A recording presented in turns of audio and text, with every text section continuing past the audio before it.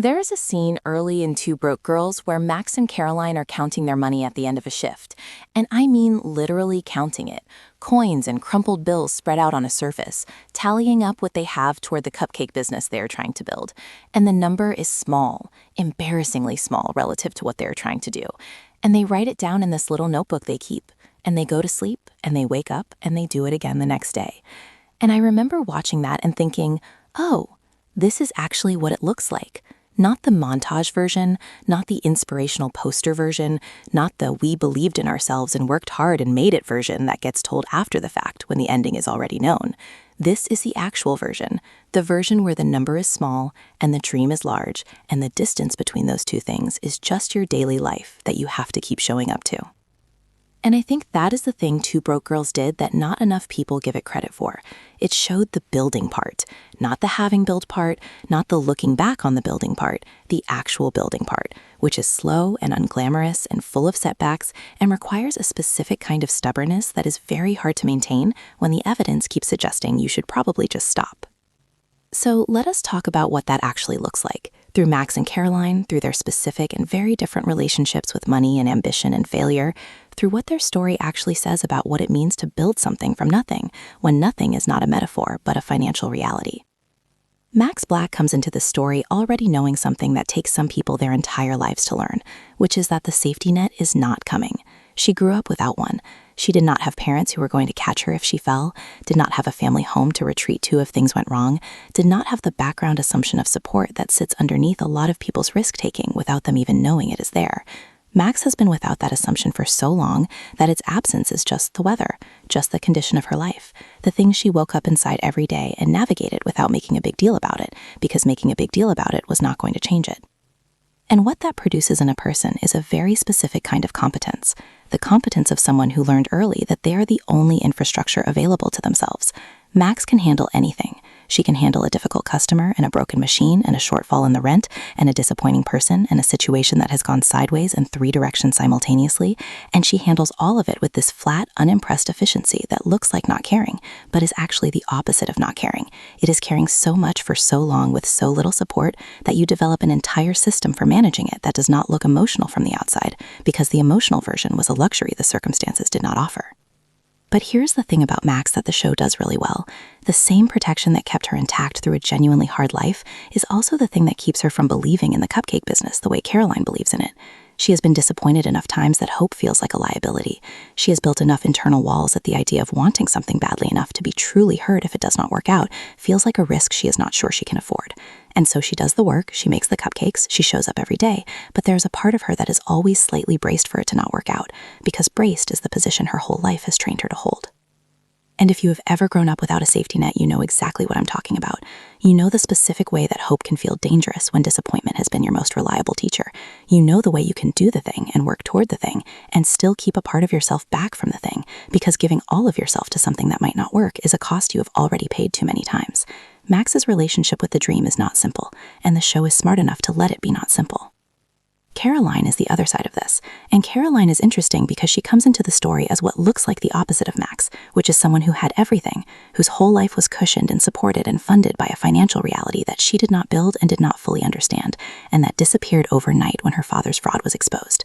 And the loss of it is total. Not just the money, but the identity, the social position, the version of herself that existed inside a certain kind of life and does not know yet how to exist outside of it. And here is what I find genuinely fascinating about Caroline's arc in the context of building something from scratch. She comes from money, but she does not come from the knowledge of how money is built. She knows how money is spent. She knows how money feels when it is present. She does not know the specific daily grind of accumulating it from nothing, does not have the muscle memory of survival that Max has. And so the early part of her 20s after the fall is its own kind of education, a very expensive and very humbling education in what things actually cost when someone else is not absorbing the cost for you. But what Caroline has, what she brings to the partnership that Max does not have and genuinely needs, is the belief. The uncomplicated, slightly delusional, absolutely necessary belief that the thing is going to work. And I say delusional not as a criticism, because I think a functional level of delusion is actually a requirement for building something from nothing. If you are fully rational about the odds of a small business succeeding, if you look at the statistics clearly and let them land fully, you probably don't start. The belief has to be slightly in excess of what the evidence supports. Caroline has that in abundance. She has it because she grew up in an environment that told her things work out, that the plan produces the result, that if you have the idea and you do the work, the outcome follows. And that belief is not always accurate, and it will be tested severely by the reality of what they are doing, but it is also the engine. It is the thing that keeps the notebook going, that keeps the number being written down every night, no matter how small it is, that keeps the dream alive on the days when the dream is really just a tired person counting coins at the end of a shift. So you have Max's competence and Caroline's belief, and the question the show is asking across its entire run is whether those two things together are enough to build something real. And the answer the show gives is complicated in the way that real answers always are, which is that they are enough to keep going, which is maybe all enough ever means at the building stage.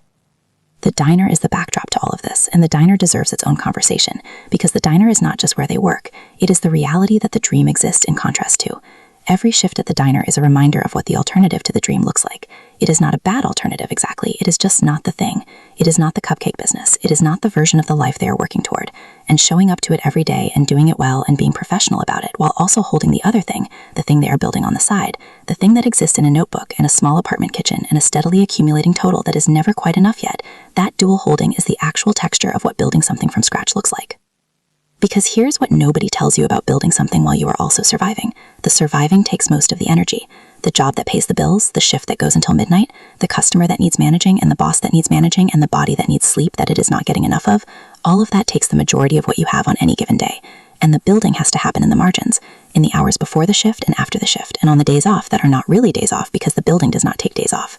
And doing that, sustaining that over months and years without a clear timeline for when the margin work becomes the main work, without a guaranteed moment when the building becomes the built, that is the part that defeats most people.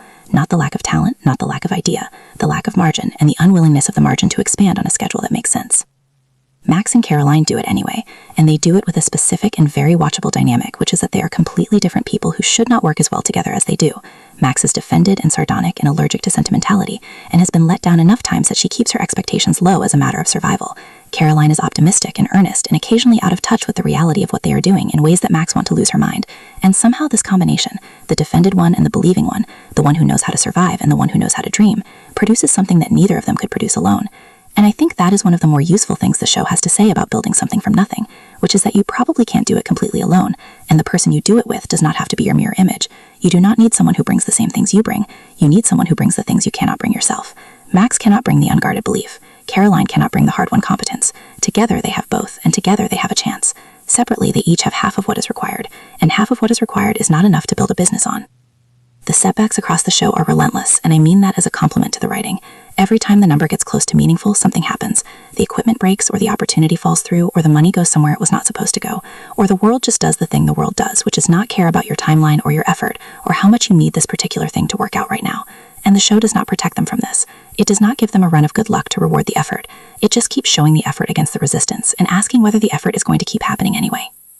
And it does. It keeps happening. And the reason it keeps happening is not inspirational in the way that inspiration is usually packaged. It is not a speech or a breakthrough moment or a mentor arriving to tell them they have what it takes.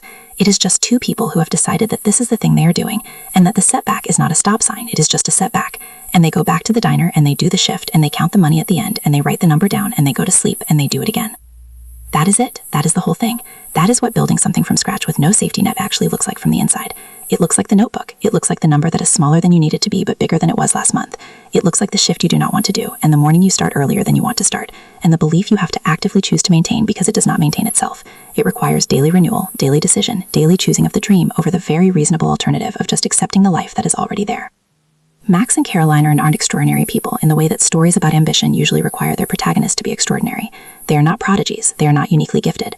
They are not operating with advantages that make the outcome feel inevitable in retrospect. They are just two people who decided to build a thing and kept deciding to build the thing, even when the building was hard and the results were slow and the world was not making it easy, and every rational assessment of the situation suggested that easy was not coming anytime soon. And if you are building something right now, if you are in the margin hours, if you have your own version of the notebook and the small number and the dream that exists more in your conviction than in your current reality, I just want you to know that you are in the show. You are in the part of the show before the cupcake business becomes real, and that part is long and it is unglamorous and it does not make good highlight reel content, and it is also the only part that makes the real thing possible when it finally arrives.